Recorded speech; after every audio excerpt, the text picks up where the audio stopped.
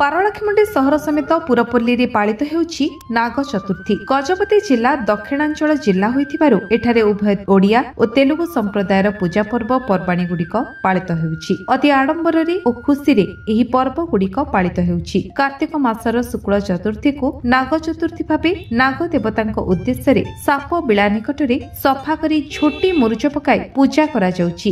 ଯାହାର ଜନ୍ମ ଜାତକରେ କାଳ ସର୍ପ ଦୋଷ ରହିଛି ସେ ନାଗ ପୂଜା କଲେ ନାଗ ଦୋଷରୁ ଖଣ୍ଡନ ହେଉଛନ୍ତି ବୋଲି ଲୋକଙ୍କ ମନରେ ବିଶ୍ୱାସ ରହିଛି। ପୁରପଲ୍ଲୀ ଓ ସହରରେ ଫୁଲ ଫଳ ନଡିଆ ସହ ବିଭିନ୍ନ ପିଠା ପଣା କ୍ଷୀର ପ୍ରଭୃତି ପୂଜା ସାମଗ୍ରୀ ଧରି ସାପ ବିଳା ନିକଟରେ ସପରିବାର ବନ୍ଧୁବର୍ଗଙ୍କ ସହ ପୂଜାର୍ଚ୍ଚନା କରିଛନ୍ତି। ଲୋକଙ୍କ ମଧ୍ୟରେ ଏହି ବିଶ୍ୱାସ ରହିଛି ଏହି ପୂଜା କଲେ ଜର ରୋଗ ଦୁଃଖ କଷ୍ଟ ଦୂର ହେବା ସହ ପରିବାର ସଦସ୍ୟ ମଙ୍ଗଳରେ ରୁହନ୍ତି। ଯଦି କାନର କୌଣସି ଅସୁବିଧା ଥାଏ ଏହି ପୂଜା କରି ସାପ ବିଳାରୁ ମାଟି ଆଣି କାନରେ ଲଗାଇଲେ କାନ ଭଲ ହୋଇଯାଏ ବୋଲି ଲୋକଙ୍କ ମନରେ ବିଶ୍ୱାସ ରହିଛି। ସୁନାରେ କିମ୍ବା ଚାଉଳ ଚୁନା ରାଶି ମିଶାଇ ସାପ ତିଆରି କରି ସାପ ବିଳା ନିକଟରେ ନୂଆ ବସ୍ତ୍ର ରଖି ଚନ୍ଦନ ହଳଦୀ କୁଙ୍କୁମ ଲଗାଇ ପୂଜା କରିଥାନ୍ତି। ଆଜି ନାଗ ଚତୁର୍ଥୀ ପାଳନ ହେଉଛି। ଶନିବାର ବାର ପଡୁଛି, ଭଲ ବାର ନାଗଙ୍କର। ଆଉ ପରିବାର ସୁଖ ସମୃଦ୍ଧି ପାଇଁ ଏଇଟା ପାଳନ ହେଉଛି। କ୍ଷୀର ଅଣ୍ଡା ନାଗ ନାଗୁଣୀ ତିଆରି କରି ଆମେ ପକଉ, ନଡ଼ିଆ ଭୋଗ ରାଗ ସବୁ ଦେଇ ପକଉ। ସୁଖ ସମୃଦ୍ଧି ହୁଏ। ସ୍ୱାମୀ ପୁତ୍ର ଗୋଡ଼ ହାତ ନିର୍ମଳ ରଖୁ, ଆମେ ପୂଜା କରୁ।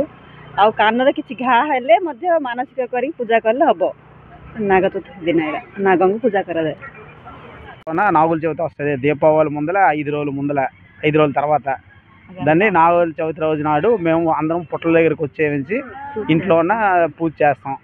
చలిముడి సిమ్మిలి అన్ని గుడ్లు అన్ని తెచ్చి పాలన్నీ పుట్టలో వేస్తాం. దీనికి అందరం దేవుడికి కార్తీక మాసంలోన పూజ చేస్తాం. पूजा आमर दीपावली पर आमर 5 दिन पर नाग चाविटी आम संप्रसिद्ध कराऊँचे। आईटा प्रत्येक वर्ष यहाँ पालुंट।